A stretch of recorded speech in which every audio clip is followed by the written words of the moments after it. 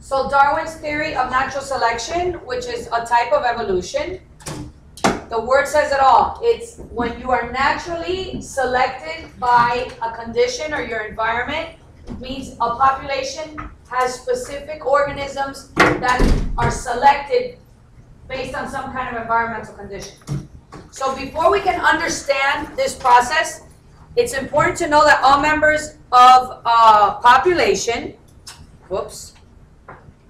show variety, okay? So what does variety of genes mean? They have genetic differences? They have genetic differences. What am I referencing there in the disturbing bugs? Color. So color could be a genetic difference. What else are genetic differences? Height. What else? Color. Color in general. Height. What else? Size. What else? Intelligence. Yes? Yeah. Speed. Yeah. All these are genetic differences. Keep that in mind. Strength could be one as well. For natural selection to happen, this, or not normally, this may occur and this leads to natural selection. When populations produce more offspring than what? Perfect. Then the environment can support. So that we call overpopulation. If there's too many of an organism and the environment can only support a few, then there's a possibility for natural selection to occur.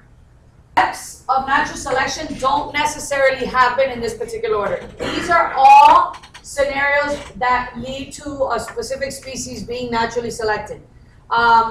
So if you are overpopulated, what's going to happen next?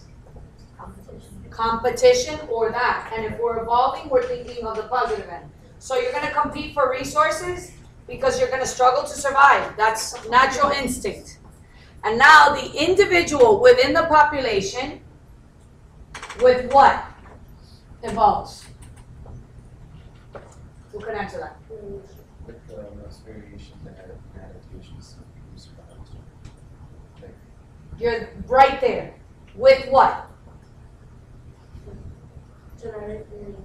Well, yeah, we already stipulated that there's variation within a population. So which specific scenario leads to evolution or being naturally selected? No, you're thinking the negative version. Let me pause. So as you mentioned, trying to answer the question, it's not necessarily the fittest that leads to natural selection. It is the organism within the population with the favorable DNA or trait for a specific variation, and they have a better chance for survival, and of course they're going to reproduce organisms, and this all can be called what? Back to the word that Rachel used. Survival of the fittest. Which is, it's ironic that they use the word fittest, yet referencing only the fittest is not. What does fittest mean in this quote? Most favorable trait. So let's add that. Most favorable trait or gene. So there are three types of natural selection, okay? Basically, directional, and the words kind of help you understand what's happening. So do the pictures. Directional, it basically is going to eliminate one extreme within the population, or one extreme survives. You can look at it both ways. In this case, this is the extreme survival right here, but directional selection can also go this way.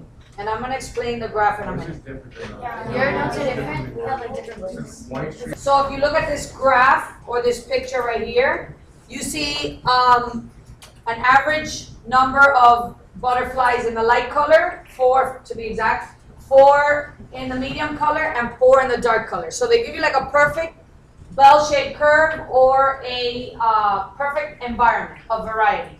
Something happens in the environment, possibly the environment only consists of dark colors, and over time, The dark colored butterflies become naturally selected by the environment, survive, reproduce. That's directional selection. In stabilizing, you're going to eliminate both extremes and only the average survives. So you see here, again, the perfect bell-shaped curve right here.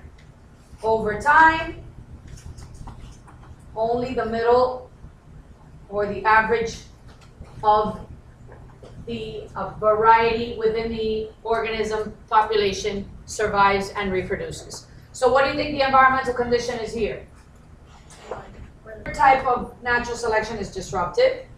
In this case, it eliminates the middle. And if you look here, to help you remember, because the other words are pretty self-explanatory, disruptive selection has the word U in it, and it's kind of like a U-shaped curve. If you look at that, so you can try to remember. So both extremes survive and the middle is eliminated. Both extremes survive. And we already know what the situation could have been. You have light and dark colored flowers, so the middle or average butterfly becomes an easy target and is not as fortunate. The other two are naturally selected by the environment.